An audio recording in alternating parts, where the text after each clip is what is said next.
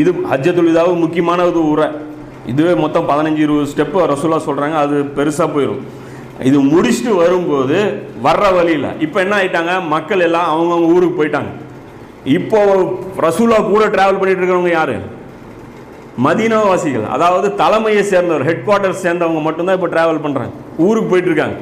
இந்த இடத்துல ஒரு கேம்ப் ரசூலுல்லாஹ் அடிக்கிறாங்க, கும் அப்படிங்கிற ஒரு இடத்துல. இது மக்காவுக்கும் மதீனாவுக்கும் நடுவில் இருக்கிற ஒரு இடம். இந்த இடத்துல நபி ஸல்லல்லாஹு அலைஹி வஸல்லம் ஒரு கேம்ப் அடிக்கிறாங்க. கேம்ப் அடிச்சுட்டு மறுபடியும் ஒரு பயானு பண்ணுறாங்க. இது முக்கியமான ஹதீஸ். ஷியாக்களுக்கு இந்த ஹதீஸ் தான் பூஸ்ட்டு. இந்த ஹதீஸை வச்சு தான் அவங்க அலி ரலியல்லாஹு வச்சு பெருமை அடிக்கிறாங்க. ஆனால் நாம் என்ன பண்ணுவோம், இந்த ஹதீஸை பேசவே மாட்டோம். ஏன்னா இந்த இடத்துல அலி ரலியல்லாஹு சம்மந்தப்பட்டு இருக்கிறதுனால இந்த ஹதீஸை நம்ம வெளியவே மூச்சே விட மாட்டோம், கம்முன்னு இருந்துக்குவோம். இந்த ஹதீஸ் ஒரு முக்கியமான ஹதீஸ். அதனால் இந்த ஹதீஸுடைய எல்லா ஹதீஸுடைய நம்பரும் இதை நான் சொல்லிடுறேன். இது ஒரு மொத்தம் பார்த்தீங்கன்னா ஒரு 7 கிதாபில் இருக்கக்கூடிய ஹதீஸு நான் அப்படியே சீக்வன்ஸ் பண்ணியிருக்கேன். ஒரே ஹதீஸை படித்து பார்த்தா அதில் இந்த வாசகம் இல்லைன்னு முழிக்காதீங்க. எந்த இதில் இல்லைன்னா அதில் இருக்கும், அதில் இல்லைன்னா இதில் இருக்கும், மாற்றி இருக்கும். மொத்தமாக அது நான் 7 ஹதீஸை ஒரு ஹதீஸ் ஆக்கியிருக்கேன். அதாவது சீக்வன்ஸ் பண்ணி ஒரே ஹதீஸாக நான் ஆக்கியிருக்கேன். இந்த ஹதீஸுடைய நம்பர்ஸ் மட்டும் முதல்ல சொல்லிடுறேன். முஸ்னத் அஹ்மதில் 19321, திர்மிதியில் 3713, அப்புறம் சில்சிலத்துல் சஹீஹ், அது அல்பானியுடைய புத்தகம், இதில் 2223, 1750. அப்புறம் நசையின இந்த நசை கிடையாது, பெரிய நசை அல் குப்ரால 8478 ஹதீஸு. அதே மாதிரி முஸ்லீமில் தமிழில் 4782, உருதுவில் பார்த்தீங்கன்னா அதாவது வேறெல்லாம் இங்கிலீஷ்லலாம் பார்த்தீங்கன்னா 6225. இங்கிலீஷ் இதில் எடுத்திங்கன்னா முஸ்லீமில் 6225. அப்புறம் ஹாக்கிமில் 4628, அப்புறம் 4711. அதே மாதிரி அஸ்ஸுன்னா அபில் ஆசிம்ங்கிற அந்த கிதாபில் பார்த்தீங்கன்னா 1158. இத்தனை இடத்துல இந்த ஹதீஸுடைய அந்த தொடர்ச்சி அப்படியே பிட்டு பிட்டா வரும். இந்த மதீனா இது போய் ரசூலா கேம்ப் போடுறாங்க. கேம்ப் போட்டு ரசூலா சொல்கிறாங்க, மக்களே, நானும் ஒரு மனிதன் தான், நானும் உங்களை மாதிரி ஒரு மனிதன் தான். விரைவில் என் உயிரையும் கைப்பற்றும் ஒரு அழைப்பாளர் வருவார். என் உயிரையும் நான் கொடுக்கணும், அதுக்கு ஒரு ஆள் எனங்கிட்டையும் வருவார். அந்த அழைப்பாளருடைய அழைப்பை நான் ஏற்றுக்குவேன். இந்த வாட்டி வந்தால் நான் வரேன்றுவேன். அப்போ கேட்டார்னா நான் வரேன், கிளம்பி வரேன்னு நான் சொல்லிடுவேன் அப்படிங்கிறாரு. அதாவது ரசூலா முடிவு பண்ணிடுவாங்க இந்த வருஷம் சாகணுன்ட்டு. இன்றைக்கா நாளைக்காங்கிறது அல்லாஹ் கையில் தான் இருக்குது. அந்த அழைப்பாளர் வருவார், கண்ணியமான முறையில் உயிர் போயிடும், சலாம் சொல்லுவாங்க, அப்படியே கேஷுவலாக போயிடுவார் அவர். எனவே உங்களிடம் 2 கனமான விஷயத்தை நான் விட்டு செல்கிறேன். இப்போ இந்த இடத்துல 2ங்கிறாங்க. மக்காவில் ஹஜ்ஜத்துல் விதாவில் 1 தான் சொன்னாங்க, ஒரு 2ன்னு வருது, 2 அது பிரச்சனை இல்லை.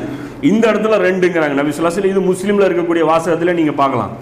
அவற்றில் ஒன்று அல்லாஹ்வின் வேதமாகும். ஃபஸ்ட்டு விஷயம் அல்லாஹ்வுடைய வேதம். அதில் நேர்வழியும் பேரொழியும் உள்ளது. அதில் நேர்வழி இருக்குது, வெளிச்சம் இருக்குது. அதாவது வெளிச்சம்ங்கிறது பெரிய ஒரு வார்த்தை. அதாவது எதெல்லாம் நமக்கு செய்யணுமோ அது எல்லாமே அது தெளிவான வழிகாட்டுதல் அதில் இருக்குது அப்படிங்கிறாங்க. எனவே அல்லாஹ்வின் வேதத்தை பற்றி கொள்ளுங்கள், இதை ஸ்ட்ராங்காக ஃபாலோ பண்ணிங்கிறாங்க. மற்றொன்று என் குடும்பம். ரசூலுல்லாஹ் சொல்கிறேன், என் ஃபேமிலியை மைண்டில் வச்சிங்க. என் குடும்பத்தார் விஷயத்தில் அல்லாஹ்வை கொண்டு உங்களை நான் அச்சமூட்டுகிறேன். என் குடும்பத்தார் விஷயத்தில் நான் உங்களுக்கு மிரட்டுறேன் அப்படிங்கிறாங்க. மக்களே, அல்லாஹ்வை தவிர வேறு இறைவன் இல்லை என்று சாட்சி சொல்ல மாட்டீர்களா கேட்குறாங்க. கலிமா சொல்லுங்க அப்படிங்கிறாங்க. அல்லாஹ்வை தவிர வேறு இறைவன் இல்லைன்னு சாட்சி சொல்ல மாட்டீங்களாங்கிறாங்க. அப்போ சஹாபாக்கள் எல்லாரும் சொல்கிறாங்க, ஆமாம் சொல்கிறோம் அப்படிங்கிறாங்க. நான் அல்லாஹ்வுடைய தூதர் என்று சாட்சி சொல்ல மாட்டீங்களா அப்படிங்கிறாங்க. அப்போ ரசூலுல்லாஹ் சொல்கிறாங்க, ஆமாம் நீங்கள் அல்லாஹ்வுடைய தூதர் தான், நாங்கள் சாட்சி சொல்கிறோம். அப்போ ரசூலுல்லாஹ் கேட்குறாங்க, நான் உங்களுக்கு உயிரை விட அதிக உரிமை உள்ளவன் இல்லையா கேட்குறாங்க. உங்கள் உயிரை விட நான் பெரியவன் இல்லை அப்படிங்கிறாங்க. இதெல்லாம் ஏன் இவ்வளோ பில்டு பண்ணுறாங்க? அடுக்குமொழிக்கு மேலே அடுக்குமொழி இவ்வளோ, அதாவது ரசூலுல்லாஹ்வுடைய முக்கியத்துவத்தை உணர்த்துறாங்க.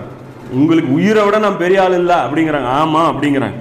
அப்போ ரசூலுல்லாஹ் சொல்கிறாங்க, எல்லாரை விட என்ன அதிகமாக நீங்கள் நேசிக்க மாட்டீங்களா அப்படிங்கிறாங்க.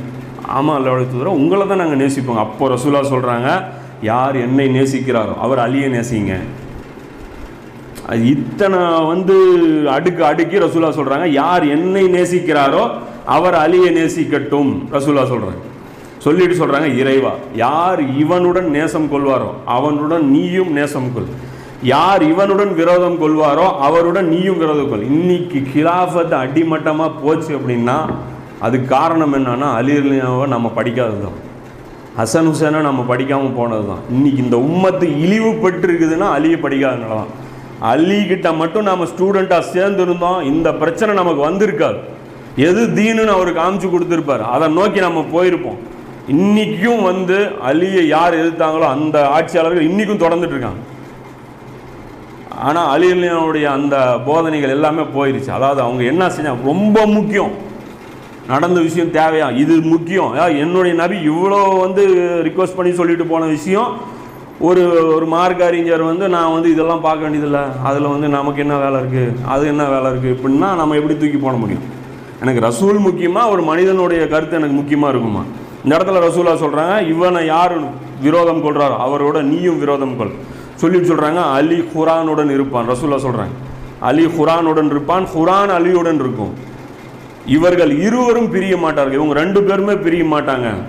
எதுவரை என்றால் எது வரைக்கும்? ஹவுலுல் கௌசர் வரும் வரை இவங்க ரெண்டு பேரும் சேர்ந்தே என்கிட்ட வருவாங்க, என்கிட்ட வந்து சேர்ந்துக்குவாங்க அப்படிங்கிறாங்க. இப்போ நான் விட்டுட்டு போகிறேன், இவங்க ரெண்டு பேருமே என்கிட்ட திரும்பி வந்துடுவாங்க அப்படிங்கிறாங்க.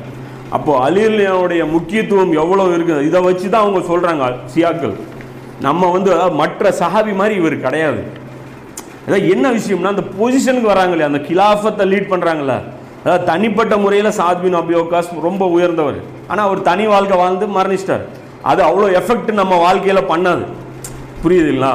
அதாவது மற்ற சஹாபாக்களுடைய நடவடிக்கைகள் நம்முடைய வாழ்க்கையில் நேரடியாக எந்த எஃபெக்ட்டுமே பண்ணாது. ஆனால் அந்த கலீஃபாக்களுடைய நடவடிக்கைகள் இருக்குல்ல, நம்மளை எஃபெக்ட் பண்ணும். புரியுதுங்களா?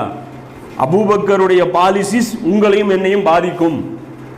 புரியுதுங்களா? முஆவியாவுடைய பாலிசி உங்களையும் என்னையும் பாதிக்கும். அலியுடைய பாலிசி உங்களையும் என்னையும் பாதிக்கும். இன்னைக்கு நம்மளுடைய பிரச்சனைகளுக்கு காரணமும் இதில் அடங்கி இருக்கு. எல்லா விஷயங்கள் படிப்பினைகள் இதில் அடங்கி இருக்குங்கிறதுனால நபி ஸல்லல்லாஹு அலைஹி வஸல்லம் இந்த அளவுக்கு இவரை வந்து சூஸ் பண்ணிட்டு போறாங்க.